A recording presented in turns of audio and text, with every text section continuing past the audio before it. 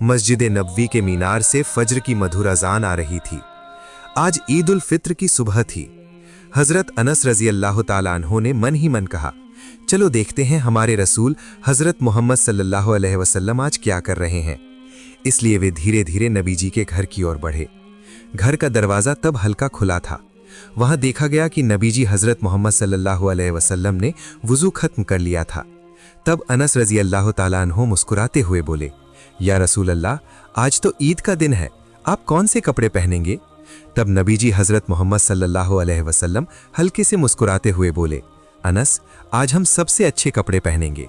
अल्लाह पसंद करते हैं कि उनके बंदे जब उनकी दी हुई नेमतों को जाहिर करते हैं। फिर वे घर के अंदर गए और अपने साफ सफ़ेद कपड़े निकाले। महंगे ना होने पर भी कपड़े बहुत साफ सुथरे थे। उन्होंने सिर पर पगड़ी बांधी। इसके बाद अनस रजी अल्लाह ताला अन्हो ने देखा कि नबी जी ने एक खुशबूदार इत्र की बोतल ली है। फिर उन्होंने खजूर खाए। अनस रजी अल्लाह ताला अन्हो ने गौर किया कि उन्होंने 3 खजूर खाए। तब अनस रजी अल्लाह ताला अन्हो ने कहा, आपने 3 खजूर क्यों खाए या रसूल अल्लाह? तब नबी जी बोले, हाँ अनस, ईद उल फित्र के दिन ईदगाह जाने से पहले कुछ खाना अच्छा होता है और मैं विषम संख्या पसंद करता हूँ। इसके बाद हजरत मोहम्मद सल्लल्लाहु अलैहि वसल्लम अपने सहाबियों के साथ ईदगाह की ओर रवाना हुए। उधर ईद की उस सुबह अचानक कुछ बच्चे खेलते खेलते हजरत हसन रजी अल्लाह ताला अन्हो और हुसैन रजी अल्लाह ताला अन्हो के घर के सामने आ गए। वे हैरान होकर देखने लगे। उनके शरीर पर तब भी वही पुराने कपड़े थे। उन्होंने कोमल स्वर में कहा, अरे हसन, हुसैन, आज तो ईद है, हम सब देखो नए कपड़े पहन कर आए हैं। तुम तो देख रहे हो पुराने कपड़े पहने हो, तुम्हें क्या नए कपड़े नहीं दिए गए? तुम्हारी माँ क्या तुम्हारे लिए नए कपड़े नहीं लाई? ये बातें सुनकर पल भर में उनकी आंखों में आंसू आ गए, लेकिन वे कुछ ना कहकर एक दौड़ में घर के अंदर चले गए। इसके बाद वे दौड़ते दौड़ते घर में जाकर पुकारने लगे, अम्मा अम्मा, सब बाहर खड़े हैं। वे सब ईद के कपड़े पहनकर ईद की नमाज पढ़ने जा रहे हैं। हम भी जाएंगे, लेकिन हमारे नए कपड़े कहाँ हैं अम्मा? अभी हमारे कपड़े दो, हम नए कपड़े पहनकर ईद की नमाज पढ़ने जाएंगे। हजरत फातिमा रजी अल्लाहु अन्हा अपने दोनों बेटों के ऐसे व्याकुल अनुरोध सुनकर स्तब्ध रह गईं। उनके प्राणों के टुकड़े 2 प्यारे बच्चे उनकी ओर आशा भरी आंखों से देख रहे थे। वे जानती थीं कि उनके लिए कोई नए कपड़े नहीं हैं। घर में जो कुछ भी था वो सब तो खत्म हो गया था। दुनिया की जो कमाई थी वो भी हजरत अली रजी अल्लाह ताला अन्हु पहले ही गरीब दुखियों में बांट चुके थे। अतः उन्होंने खुद को संभाला और कोमल स्वर में कहा, मेरे सोना मुनि, तुम तो अभी तक नहाए नहीं हो, पहले तुम दोनों अच्छे से नहा कर आओ। तुम्हारे नए कपड़े तो दर्जी की दुकान में है, जब वो बनाने का काम खत्म करेगा तब मैं तुम्हें पहना दूंगी। फिर तुम्हें खुशबूदार इत्र लगा दूंगी और फिर तुम ईद की नमाज पढ़ने जाओगे। अब जाओ, पहले नहा कर आओ। माँ की बातों से हसन हुसैन रजी अल्लाह ताला अन्हो उत्साहित हो गए। दोनों बच्चे नहाने के लिए दौड़ गए। उनके मासूम मन माँ का दुख नहीं समझे। हजरत फातिमा रजी अल्लाह अन्हा खुद को और रोक नहीं पाईं, इसलिए दरवाजे के पीछे ही बैठ गईं। सजदे में गिरकर रोते रोते अल्लाह से फरियाद कर रही थीं। आंसुओं से उनकी जाए नमाज भीग रही थीं। उन्होंने कहा, हे मेरे रब, तेरे सिवा मेरा कोई नहीं, तू मेरे प्यारे बच्चों के लिए कपड़े का इंतज़ाम कर।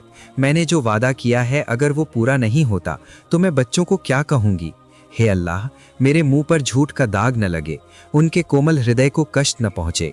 है मेरे प्रतिपालक, आपकी दया के बिना मेरा कोई रास्ता नहीं है। फातिमा रजी अल्लाह ताला अन्हु तब भी सजदे में रो रही थीं। वो अल्लाह के प्रति इतनी समर्पित थीं कि आसपास की हर चीज़ भूल गई थीं। तभी अचानक उन्होंने छोटे छोटे कदमों की आवाज़ सुनी। उन्होंने सिर उठाया और देखा कि दरवाजे से उनके प्यारे 2 बेटे हसन और हुसैन रजी अल्लाह अन्हु अंदर आ रहे हैं। उन दोनों के चेहरे पर एक अजीब खुशी की मुस्कान थी। हाथों में उन्होंने चमकीले सुंदर नए कपड़े पकड़े हुए थे। तब फातिमा रजी अल्लाह अन्हा हैरान होकर देखती रह गईं। कुछ देर तक उन्हें समझ नहीं आया कि क्या हो रहा है। फिर वो उनके पास गईं। ममतामयी मात्र स्नेह से गले लगाकर कोमल स्वर में पूछा, सोना मुनि, बताओ तो ये कपड़े तुम्हारे हाथ में कहाँ से आए? तब दोनों भाई हंसते हंसते माँ के चेहरे की ओर देख कर बोले, अम्मा, हम नहाकर जब घर से निकल रहे थे तब अचानक एक आदमी हमारे सामने आकर खड़ा हो गया और बोला, थोड़ा रुको। तो हम रुक गए। उसने कहा, मैं दर्जी की दुकान से आया हूँ, तुम्हारे नए कपड़े तैयार हो गए हैं, ये लो तुम्हारे कपड़े। उसने हमारे हाथों में ये दे दिए। फिर हमने पीछे मुड़कर नहीं देखा और दौड़कर तुम्हारे पास चले आए। कुछ देर बाद हजरत अली रजी अल्लाह अन्हु घर लौटे। और दरवाज़ा खटखटाया। हज़रत फ़ातिमा रज़ी अल्लाह ताला अन्हा ने दरवाज़ा खोल दिया।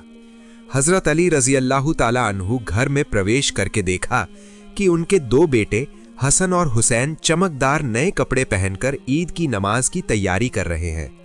वो हैरान होकर उनकी ओर देखने लगे। अविश्वसनीय भाव से बोले, हसन, हुसैन, इतने सुंदर कपड़े तुम्हें कहां से मिले? क्या ये कपड़े तुम्हारी माँ ने खरीदे हैं? इसके बाद वो फातिमा रज़ी अल्लाह ताला अन्हा की ओर देखने लगे। प्रश्नवाचक आंखों से पूछा, फातिमा, तुमने ये सब कैसे खरीदा? हमारे घर में तो कुछ भी नहीं है, कपड़े खरीदने के लिए पैसे भी नहीं थे। तब फातिमा रज़ी अल्लाह ताला अन्हा ने अपना सिर नीचा करके सब कुछ बताया। उन्होंने बताया कि कैसे बच्चों ने कपड़े मांगे थे, कैसे उन्होंने झूठी सांत्वना दी थी, कैसे वो नमाज में बैठकर अल्लाह के दरबार में रो रो कर दुआ कर रही थीं और कैसे हसन और हुसैन वापस आकर इन कपड़ों की बात बता रहे थे। इसके बाद सब सुनकर हज़रत अली रज़ी अल्लाह ताला अन्हु की आंखों में आंसू आ गए। उन्होंने तब कहा, फातिमा, तुम समझ नहीं पा रही हो, ये कोई सामान्य घटना नहीं है, संभवतः ये अल्लाह की कुदरत है। निश्चित रूप से वो व्यक्ति अल्लाह की ओर से भेजा गया कोई फरिश्ता था। उसने तुम्हारी दुआ कबूल की है। आकाश से जन्नत के कपड़े लाए हैं तुम्हारे प्यारे बच्चों के लिए। इसके बाद हज़रत अली रज़ी अल्लाह ताला अन्हु हसन हुसैन को लेकर ईद की नमाज अदा करने के लिए ईदगाह की ओर जाने लगे। दूसरी ओर नबी जी ईदगाह पहुंचे और ईद की नमाज पढ़ाई। नमाज पढ़ाने के बाद वो मिंबर पर खड़े हो गए। रसूलुल्लाह सल्लल्लाहु अलैहि वसल्लम ने कहा, ए मदीना के लोगों, तुम तकवा अपनाओ, अल्लाह से डरो। आज का दिन सिर्फ आनंद का नहीं बल्कि जिम्मेदारी का भी है। वो रुके और चारों ओर देखने लगे। सब ध्यान से सुन रहे थे। फिर बोले, ज़कातुल फ़ित्र दो, ये गरीबों के खाने का इंतज़ाम है ताकि वे ईद के दिन भूखे ना रहें। अल्लाह की कसम, जिसके घर में सामर्थ्य है और वो अगर नहीं देता तो वो मेरे उम्मत का आदमी नहीं है। इसके बाद नमाज के बाद सब मिलकर नबी जी को घेर लिया। हज़रत मोहम्मद सल्लल्लाहु अलैहि वसल्लम ने सबके साथ हंसते हुए बात की। एक सहाबी ने पूछा, या रसूल अल्लाह, आज आप जिस रास्ते से आए हैं क्या उसी रास्ते से वापस जाएंगे? नबी जी ने सिर हिलाया, नहीं, मैं ऐसा नहीं करूंगा। मैं दूसरे रास्ते से वापस जाऊंगा ताकि और ज्यादा लोगों से मुलाकात हो और दोनों रास्ते हमारी ईद की नमाज के गवाह बने। ईद के उस दिन मदीना में एक अलग ही आनंद था।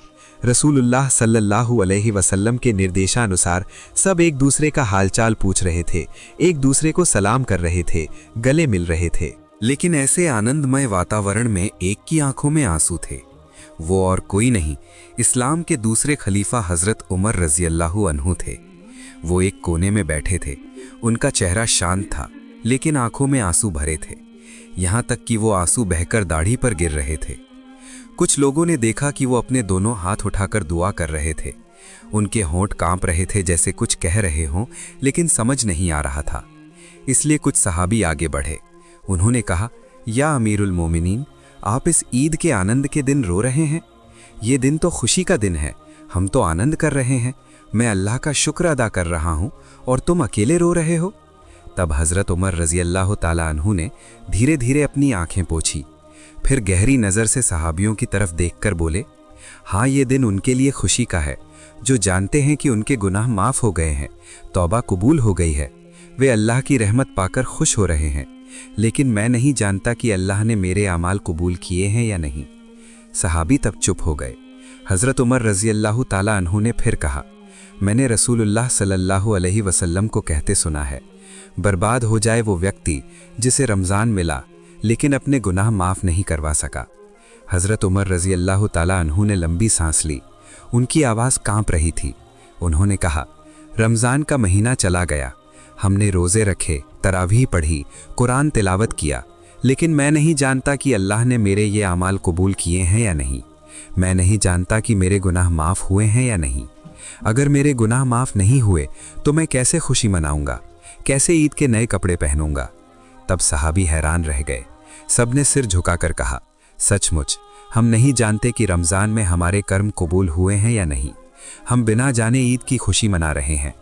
हज़रत उमर रज़ी अल्लाहु अन्हु ने दोनों हाथ उठाकर फिर कहा, हे अल्लाह, हमें माफ़ कर दे, हमारे कर्म कबूल कर ले।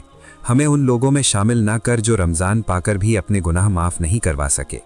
दूसरी ओर नबी जी हज़रत मोहम्मद सल्लल्लाहु अलैहि वसल्लम ईद की नमाज ख़त्म करके सहाबियों के साथ घर की तरफ लौट रहे थे। लौटते समय उन्होंने सहाबियों से कहा, जाओ देखो किसी का घर खाली तो नहीं है, क्योंकि ईद के दिन किसी घर में खाना ना हो ये मैं नहीं चाहता। नबी जी की ये बात सुनकर सभी सहाबी मदीना के सभी निवासियों का हालचाल जानने निकल पड़े। वे दरवाजे दरवाजे जाकर आवाज़ देने लगे, तुम्हारे घर में खाना है तो? किसी चीज़ की ज़रूरत है क्या? जिनके घर में खाने की थोड़ी कमी दिखी तुरंत वे अपने घर से रोटी, खजूर, शहद, पानी लेकर आए। किसी के घर में खजूर की टोकरी भरकर रखाए, कोई अपना पशु ज़बह करके उसका गोश्त बांट कर आए। इस तरह सभी के घरों में खाना पहुंचा दिया गया। इसके बाद नबी जी हज़रत मोहम्मद सल्लल्लाहु अलैहि वसल्लम अपनी प्यारी बेटी हज़रत फ़ातिमा रज़ी अल्लाह ताला अन्हा के घर की तरफ जाने लगे। वहां पहुंचकर रसूलुल्लाह सल्लल्लाहु अलैहि वसल्लम दरवाजे पर आकर सलाम किया, अस्सलामु अलैकुम। घर के अंदर से हंसते हुए आवाज़ आई, वालैकुम अस्सलाम या रसूलुल्लाह। हज़रत फ़ातिमा रज़ी अल्लाह ताला अन्हा तब दरवाजे के पास आकर खड़ी हो गईं। उनकी आंखों में खुशी थी। उन्होंने कहा, अब्बा जान आप आ गए हैं, हमने आपके लिए खाना तैयार किया है।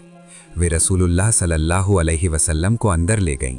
घर के बीच में मिट्टी के बर्तन में खजूर, रोटी और एक हांडी गोश्त पका हुआ था। रसूलुल्लाह सल्लल्लाहु अलैहि वसल्लम देखकर हंसे, फिर उन्होंने खाने की तरफ देखकर कहा, फातिमा बहुत अच्छा किया, लेकिन जरा देखो तो हमारे आसपास के घरों में खाना है तो?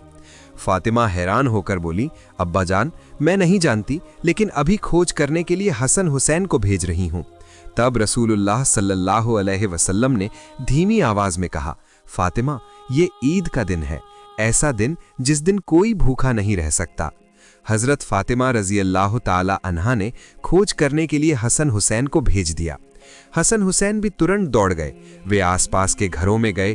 थोड़ी देर बाद वे वापस आकर बोले, नाना भाई 2-3 घर खाली हैं, कुछ भी नहीं है उनके लिए। तब रसूलुल्लाह सल्लल्लाहु अलैहि वसल्लम ने कहा, तो देर मत करो, ये खाना पहले उन्हें भेज दो, इसके बाद हम खाएंगे। ये बात सुनकर हजरत हसन और हुसैन रजी अल्लाह ताला अन्हु उनके घरों में खाना पहुंचा कर आए। फिर एक साथ बैठकर खुशी के साथ सबने खाने का आनंद लिया। इसके बाद ईद की नमाज, खुतबा और मदीना वासियों के साथ खुशी बांटकर रसूलुल्लाह सल्लल्लाहु अलैहि वसल्लम अपने घर लौटे। हजरत आयशा रजी अल्लाह अन्हा तब घर के अंदर कुछ काम कर रही थीं। रसूलुल्लाह सल्लल्लाहु अलैहि वसल्लम घर में प्रवेश करते ही आयशा रजी अल्लाह ताला अन्हा का चेहरा चमक उठा। तब नबी जी ने कहा, आयशा क्या तुम जानती हो आज का दिन कैसा दिन है? हजरत आयशा रजी अल्लाह ताला अन्हा ने कहा, या रसूल अल्लाह आज तो ईद का दिन है, खुशी का दिन है। रसूलुल्लाह सल्लल्लाहु अलैहि वसल्लम ने हंसते हुए कहा, तो आओ आज तुम्हें भी खुश कर दूं, चलो तुम्हें कुछ दिखाता हूं। हजरत आयशा रजी अल्लाह ताला अन्हा की आंखें बड़ी हो गईं। उन्होंने कहा, आप मुझे क्या दिखाएंगे या रसूल अल्लाह? रसूलुल्लाह सल्लल्लाहु अलैहि वसल्लम ने आयशा का हाथ धीरे से पकड़ा और कहा, चलो मस्जिद नबवी की तरफ चलते हैं, वहां तुम्हें कुछ आनंद के दृश्य दिखाऊंगा। इसके बाद दोनों मस्जिद के खुले प्रांगण में पहुंचे। वहां अबिसीनियाई सहाबी ढाल, तलवार और लाठी लिए युद्ध प्रशिक्षण का अभ्यास कर रहे थे। वे कूद कूद कर एक दूसरे पर हमला कर रहे थे और तेजी से हट रहे थे। मिट्टी से धूल उड़ रही थी और आसपास के सभी लोग उन्हें प्रोत्साहित कर रहे थे। ये उनके ईद के आनंद उत्सव का हिस्सा था। रसूलुल्लाह सल्लल्लाहु अलैहि वसल्लम खड़े हो गए। हजरत आयशा रजी अल्लाह अन्हा को इशारे से पास बुलाया। रसूलुल्लाह सल्लल्लाहु अलैहि वसल्लम ने कहा, आयशा क्या तुम देखना चाहती हो? हजरत आयशा रजी अल्लाह अन्हा शर्मा कर हंसी और बोली, हाँ या रसूल अल्लाह। इसके बाद रसूलुल्लाह सल्लल्लाहु अलैहि वसल्लम ने अपनी स्थिति ऐसी बनाई ताकि आयशा रजी अल्लाह ताला अन्हा सुरक्षित खड़ी होकर देख सकें। इसके बाद काफ़ी देर बाद नबी जी हज़रत मोहम्मद सल्लल्लाहु अलैहि वसल्लम ने कोमल हंसी के साथ कहा, अच्छा ठीक है आयशा, चलो अब घर वापस चलते हैं। इसके बाद दोनों धीरे धीरे घर की तरफ लौटे। रास्ते में नबी ने कहा, आयशा ये दिन अल्लाह ने हमें उपहार में दिया है। जो लोग इस दिन को अच्छी तरह बिताते हैं, अल्लाह उन पर रहमत के दरवाजे खोल देते हैं। एक और घटना, एक बार नबी जी हज़रत मोहम्मद सल्लल्लाहु अलैहि वसल्लम जब ईद की नमाज के बाद घर वापस जा रहे थे, तब अचानक उनके कानों में एक बच्चे के रोने की आवाज़ आई। वो रुक गए। चारों ओर के उल्लास और हंसी के बीच वो रोने की आवाज़ बहुत ज़्यादा दर्दनाक लगी।